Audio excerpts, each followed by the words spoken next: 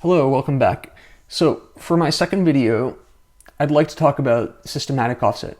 And in order to do that, we need to understand what systematic offset is. So there are two types of offsets that we typically think about as IC designers. The first one is random offset, and the second one is systematic offset. So systematic offset is deterministic in nature. It's something that's persistent. So if you power cycle your chip, you turn it on today, you turn it on tomorrow, you turn it on a couple hours later, that offset is always going to be present. It's persistent. That's not the case with a random offset because, well, it's random. The impact for systematic offset is quite annoying, to be honest. So for example, if you have a sample and hold amplifier for an ADC and you've got systematic offset for whatever reason, let's say that you had a 10 millivolt systematic offset on your sample and hold amplifier, that's likely to be devastating because now you might not be able to hit the bottom end of your range or the top end of your range if you've got a requirement to swing rail to rail on that sample and hold amplifier. So systematic offset is a very real concern, and as a designer, you need to ask yourself the questions: is this something that my design is susceptible to or not? And in order to do that, you need to understand how systematic offset is introduced to a design. And that is done in one of two ways. The first is with incorrect biasing. So if you've got two transistors that need to be matched well, then they should be in the same environment. And that's something that's kind of hard to verbally describe. So I've got an example below where I will show that. And then the second is if there's an issue with the physical design. So this would be if you had, say, an IR gradient on a voltage bus for your supply or for your ground, and you had your current mirrors spaced too far apart, or something similar to that, where you've got two devices that have different VGSs on them. Now you have introduced a systematic difference between those two devices because they no longer see the same environment. So that's something that we're about to get into. In my opinion, one of the best examples that we could show to highlight systematic offset is the basic two-stage amplifier that I have drawn before you. If you look at the currents that are defined on the bottom, we have a tail current of I1. And with a perfectly balanced amplifier, that would split evenly between the right and left halves. So here we would have I1 over 2, and on the right side we would have I1 over 2 as well. Now that means M3 and M4 have the same current flowing through them for the same aspect ratio, so they are matched for current density. Now if you look at the device at the output, which is M5, it has I1 flowing through it, right? Well, if we kept W over L the same as what we have for M3 and M4, there would be a systematic error that's present within this amplifier when you close the loop. And the reason for that is because with the increase to the current without changing W over L, we've changed the required VGS across M5, right? So M5 for more current will be lower than it is for M3. And ideally what we want to do is size M5 just right such that that VGS drop is equal to the VGS drop of M3, which would virtually impose the VGS on M4 there.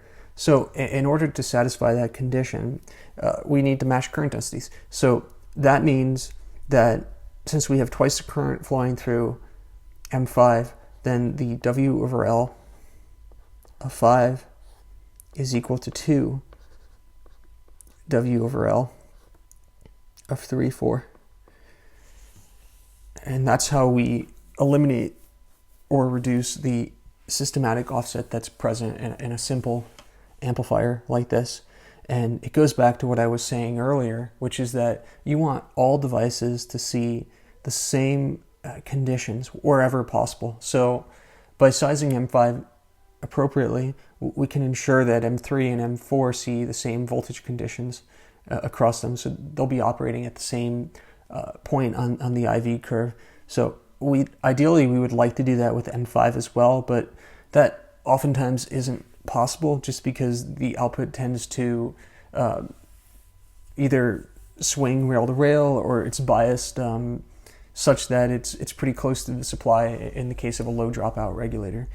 So that's not always possible, but wherever possible we try to reduce that systematic offset to the best of our abilities. The next example that I'd like to discuss regarding systematic offset is within the current mirror OTA. This amplifier has 3 different current mirrors within it. The first one is M3B and M3A. The second one is M4A and M4B. And the last one is formed by M5 and M6. Systematic offset for this amplifier is introduced at the drain of M3B. And the reason that this is the case is that your supply is at VDD and you have to drop VGS on M5, which makes the voltage at the drain VDD minus VGS. And the voltage at the drain of M4B may or may not be that same value.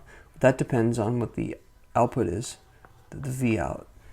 And if this application is a voltage buffer at 1.5 volts, then that likely is not going to be in an optimal point for biasing that current mirror. So we need to address this. And the simplest way to address this is by adding a cascode structure. The one that I am implementing right now is called the wide swing cascode structure. And this wide swing cascode structure is something that I plan on covering at a later point in one of my future videos.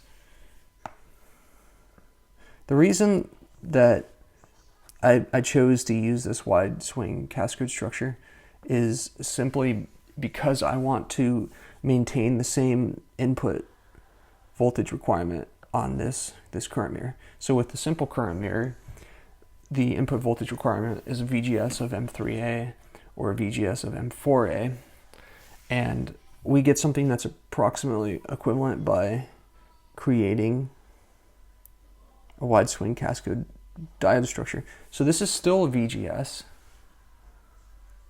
as is this one, and that allows us to maintain a similar input common mode range for this amplifier topology.